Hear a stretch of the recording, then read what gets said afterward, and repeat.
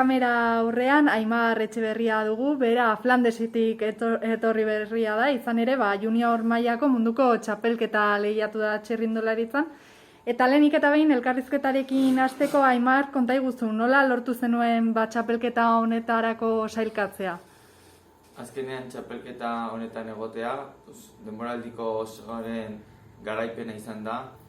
Lasterketa asko egin ditugu urte honetan, 40 justatzo kontatu nituen, eta 40 horietan regularena hobe izan direna, plaza mundialera joateko irabazi zituzten. Eta aurretik, Hungarian eta Txekiar Errepublikan lehiatzeko aukera izan duzu, nolakoa izan da esperientzia hori? Oso esperientzia polita, Copa de las Nacioneseko nivel bat, altu bat da, joan 6 selekzioko, eta Hungarian, azkeneko etapetan ondo ebi nintzen, eroso sentitu nintzen, 8. postu bat lortu nuen, eta hortik Republika Txekara gogo askokin joan nintzen. Republika Txekan dena gora eta bera izaten zen, Euskadiko terren antzekoa, eta etapa batean 5. lortu nuen, eta beste batean 8. azeke oso pozik lortu nituen postuekin eta zentzazioekin. Horren ostean munduko txapelketara joan zinen, zu kirolari gaztea izan da, aukera handia izango da horrelako txapelketa handi batera joateko pasea edo txanda hori izatea, ez? Bai, azkenean amets bat da, ara joatea, eta gainera Hungrian eta Republika Txekan lortu nituen postuak eta gero gogo asko nituen.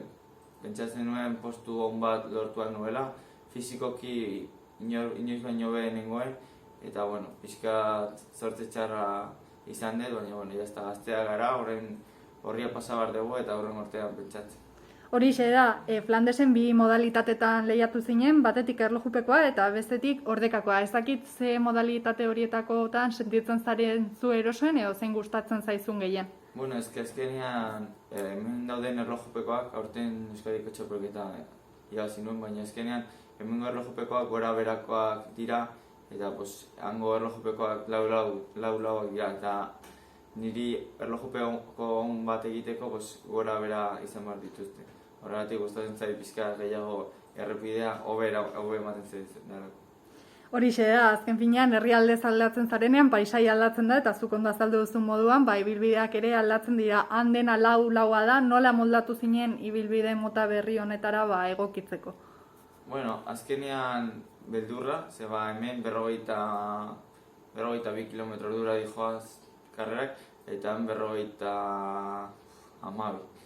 Begiratzen nuen erlojua eta esaten hemen ze abiadura dagoen, eta jomaztara atento, erorketak, abiadura handia, kurba, baina azkenean ikasi behar da denetarik, ez da dena gora eta bera.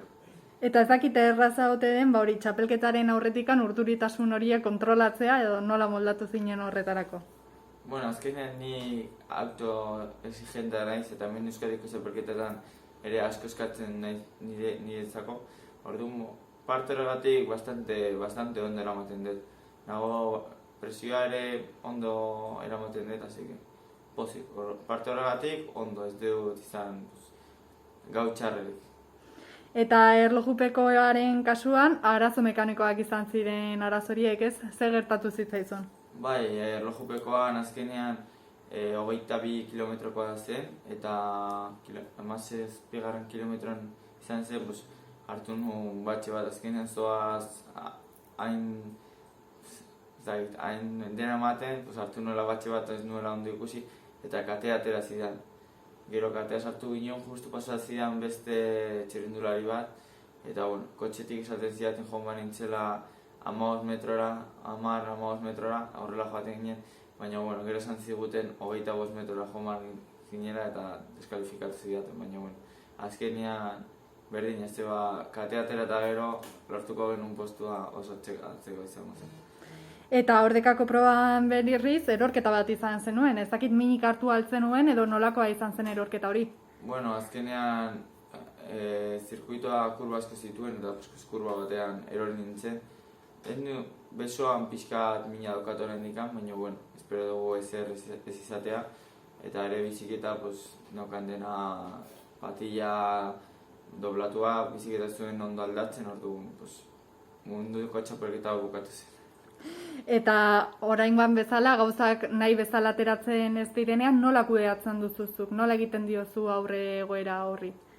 Nik sortea, azkenen daukat familia asko jarraitzen daukana, lengusuak, aitak, amonak, eta hortik parte handia da. Beraietan pixkat sartzen naiz, hitz egiten dut beraiekin, orain munduko txapelketetan nire aitak eta lagun batzuk joan ziren ikustera, eta orduan beraiekin gelitu nintzenan, eta azkenean psikologikoki asko lagundu didate beraiekin egotea egun hauetan.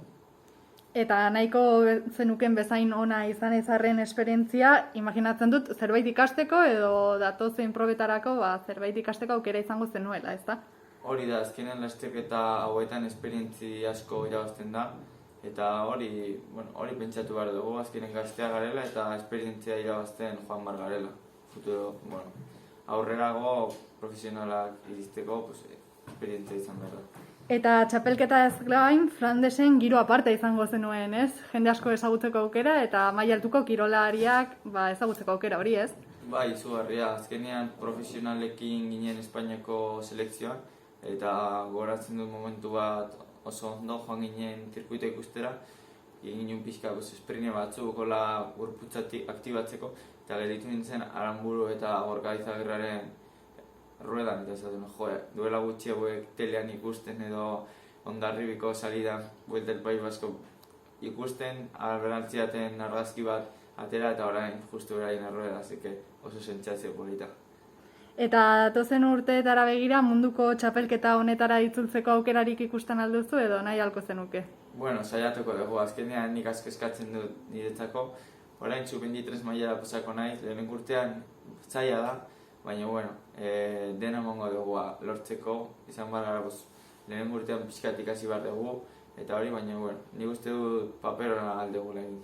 Eta elkarrizketarekin amaitzeko Aimar horren inguruan galdetu behar nizun, ez dakit zeintzuk diren urrengo txapelketak edo kirol munduan dauzkazun urrengo erronkak? Ja sub-23 mailan, urteko denboraldia bukatu dugu, otsailetik daramagu asteburu lasterketan, eta kalendaria bukatu dugu orain egun batzuk lasaitasunarekin eta hemendik 2-3 astera berriz martxan urrengo denboraldia prestatzeko. Primeran, Aimar, mila esker zure hitzengatik. Mila esker zuei.